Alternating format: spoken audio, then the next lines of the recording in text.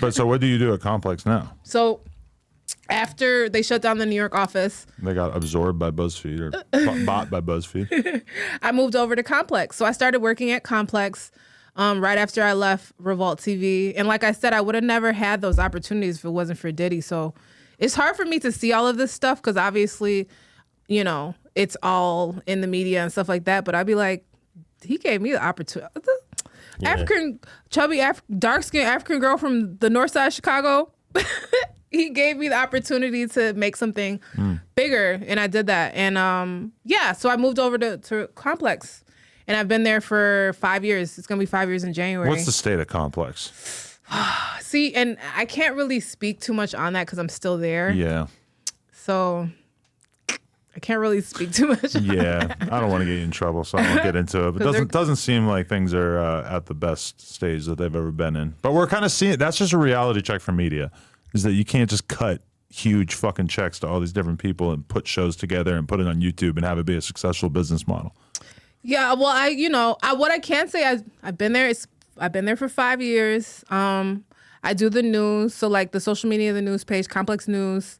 I'm like the Complex News digital editor, and it's been great. Like it's been really cool to just learn from people that have these big shows like JLP with sneaker shopping, and it's just cool to see all of that and to see like the possibilities of what it could be. So it's been really eye-opening and great for me to just learn and work at a place like that. It's coming up on 5 years, like I said. What's his name? Joe LaPuma? Yeah. So we were just watching it with Youngboy, and it's pretty funny because it's like a 10-minute video, and in the very beginning of the video, Youngboy basically says like, "You talking too much," like fully shuts him up.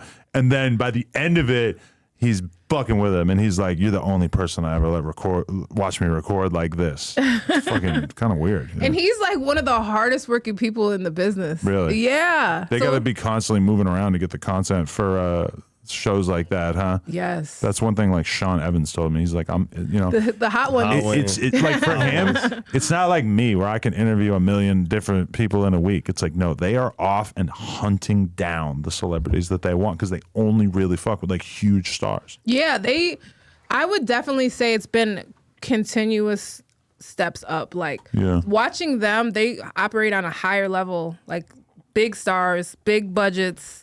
So it's been amazing to just work under that and to learn everything that's happening with that. But, you know, the state of media is interesting. Like, what do you think about everything in 2023 right now? It's the wild, wild west. I know a lot of big YouTube channels have told me that this year has not really been that kind to them. Views might be down a little bit. There's just so much competition. We're doing all right. But it's also like, in my mind, how will we be doing in 2 years? I don't know. It really could go either way. It feels like overall the number of revenue streams and opportunities we have available are getting better, but then the audience is being splintered between a million different possible things. Like there's probably people who watched No Jumper a couple years ago that at some point started watching fucking Cameron and Mace talk about sports, and they retired from watching No Jumper because they had something that was like more applicable to their personality, you know, because now like if I was into sports, I would probably be like removing other podcasts from my weekly media diet to watch that shit because those are dudes that were gods to me when I was a kid, you know? So I don't know. It's a very interesting media landscape for sure. What did you think about our media list of the top media personalities in hip hop? The Complex one? She helped do that. She got 19. I think I was like 18, maybe 16, something like that. I forget.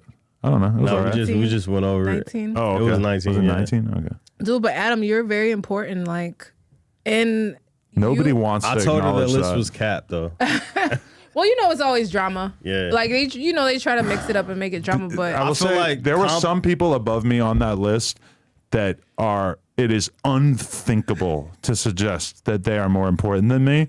And there's also people who I saw below me that to me, it's unthinkable that they would be below me. So I don't know. But I mean, hey, it's up to everybody. Everybody has a different vision of who's important. So I didn't really comment too much on where I got placed. I don't think you said anything. I'm happy to be in there at all, I guess. You know, whatever. You're important, Adam. But I don't really focus on other people's opinions of me that much. I try to stay out of that whole game. Because the more hyper conscious you are of how people think of you, I don't think that's a good thing for Do your you content. read the comments? I read a lot of comments on our Do shit. you? Yeah, I yeah. try not to. I feel like the comments will make you like, maybe I shouldn't have wore that. My girl will be like, "What are you laughing at?" And I'll be in bed just reading the comments on the new Whack 100 podcast, just sitting there laughing my ass off, just remembering little things that I thought were funny on the podcast through other people laughing at them in the comments. So please, by all means, do that on here, because I do read it a lot more than I probably should. I try not to read the comments just to try to stay inspired, and because they'll try to drag you. And Yeah. I don't want to see that. It's gonna make me like overthink wearing ones, and they're like, "Why she got ones on?" Like just stupid stuff. You know what I mean? Yeah, especially as a woman, where they're gonna make a huge part of it your looks, or they're gonna like, there's a lot of stuff that guys could do that gets treated as normal, and if a girl does it, then it's just like you're a piece of shit. And yeah, just like how I interview every drill rapper, and they say that we messed around like as soon as the interview was done. Right. That's just like normal in the comments, like, oh, Like the Cash shit. yeah. And then he built. But speaking of Cash, you had like one of the last, I think between you, Truth Teller might have had the last one, but you and Adam too. Like actually, y'all were the last few people to interview FBG Cash. Mm-hmm. And in that interview, he did like some foreshadowing of like his death. Like he kind of like talked about it. Like, how was that for you when you go back and listen to that one? For me, I think that was probably one of the hardest, and it still is really hard. Like when I think about it, and it's just hard for me because I think they still haven't solved the case, and they haven't given any public updates about anything. And it's just like I still walk around Chicago. I still go to Jewel. I'm at Baba's again all the time, So it's like I people might know who I am, but I might not know who they are. And it's like, so I just really am really careful about what I say about it until they finally solve the case. But do you feel like he was set up by a girl? And I haven't spoke on this. I put out that interview a year ago, and then I just turned the computer off. I didn't want to see anything. I didn't want to talk about it. I didn't want to build on it because it was just so heartbreaking to me. Like the way that whole entire thing happened, it just broke my heart because my love for Cash was so deep. Like I love Cash, and we built such a dope rapport. Have you ever built a rapport with a rapper where you're just like, I actually, you know what? I like you, and you could come back and we could keep talking. I feel like you and J-Man kind of like that.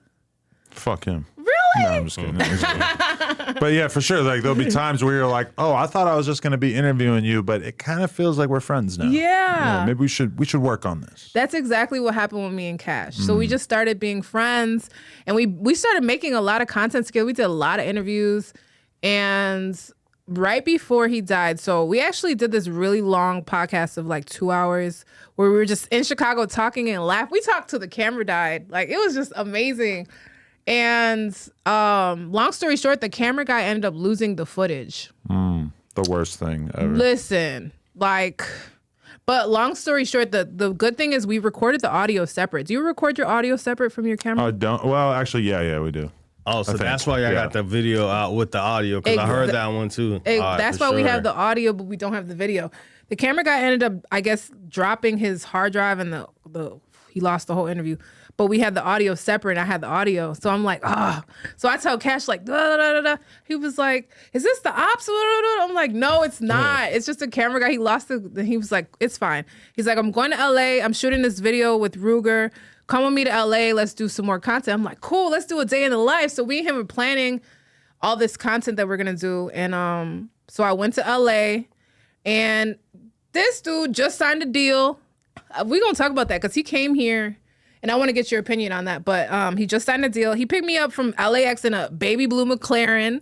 And he was just whipping it, just driving crazy. And we ended up filming like a day in the life. And we went, and he shot a music video. He did a song with Ruger. Like we did this whole long day, and we shot everything. And then at night we did this interview. And it was like a really creepy kind of interview on the back end. But during the day, it was amazing. It was the best day. Like I've never had that much fun with an artist that I can even think of. He treated me so well. He was such a gentleman. Like Cash was the most nicest, funny, amazing person ever. And we did this really long interview. 16 was there. Billy was there. All these people were there. Yeah. And we ended up talking about death. Like, I don't know how. We just ended up talking about death. And he's just like, no one's ever going to kill me. Like, I'm not, like, never going to get caught up like that. And I don't want to die because it's going to really hurt you and all the people that are close to me. And he just goes into this long thing about death. And we're just talking about it. And then, like, boom, it was cool. After that, we go get tacos. Everything is fine. And then we air the interview.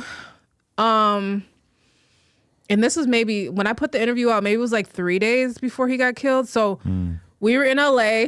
We did all that content. He shot the video with Ruger. Everything's cool. I like how you say Ruger with a hard R. I know. It sounds so proper. Ruger.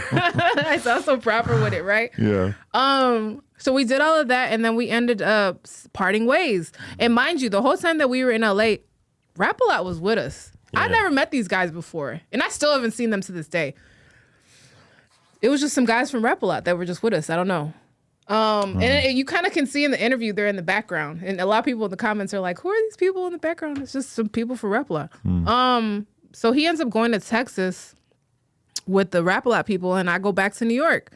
And we're still talking because we're creating content. We're planning out how we're going to roll all this stuff out and blah, blah, blah.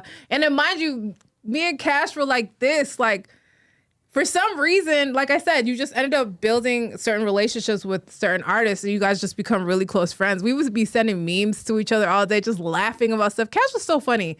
Did you interview him several times? Like, was it Just once. Oh, once? I felt like that was like No. How did you take him? How was his personality to you? I mean, I thought it was dope. It was super funny. Definitely had a lot of star power. I didn't Yeah. really even get to like have a real long-term relationship with him because I was like DMing with him for a month or two, and then he got killed, and then I interviewed him, and then he got killed like very soon after. So I didn't get to know him that well, but yeah, he was dope. He was amazing, and he was so funny, and he was always trying to like make you laugh. So he left. He went to Texas, and I went back to New York, and then we're just creating content. And something was happening to where he had to come back to Chicago, and I won't speak on that because I don't know if any of that is public, but whatever.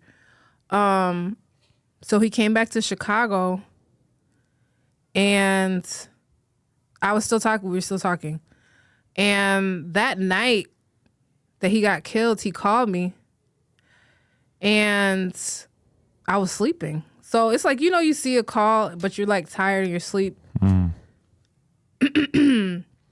I was like, okay, I'm gonna call him later. We used to call each other like 5 o'clock in the morning. We would talk all day like. And you're telling me you weren't romantic. Yeah, You were just best friends. No, we were just really cool. This is starting to sound like young love.